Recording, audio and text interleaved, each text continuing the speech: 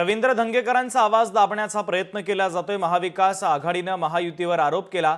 रोहित पवार आणि सुषमा अंधारे यांनी आता महायुतीला टोला लगावलेला आहे।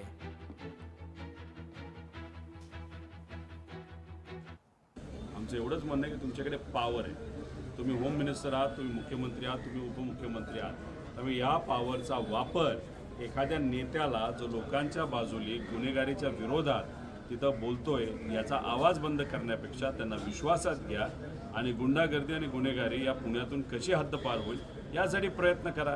पण तसं कुठेही प्रयत्न करताना आपल्याला हे सरकार दिसत नाही। आणि अजून एक गोष्ट आपण समजून घ्या की 12,500 सिरियस गुन्हे हे या शहरामध्ये आणि या भागामध्ये तिथं नोंद झालेले आहेत। म्हणजे पूर्वी हे विद्येचं माहेरघर असं समजलं जायचं, ते आज गुंडागर्दीचं हे माहेरघर आहे का असं कुठेतरी आता म्हणावं लागतंय।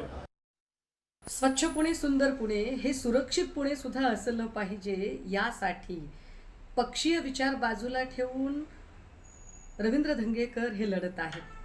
परंतु धंगेकरांचा विचार आणि आवाज दाबण्यासाठी ज्या पद्धतीने सत्ताधारी त्यांना धमकावत आहेत हे निव्वळ अनाकलनीय आहे।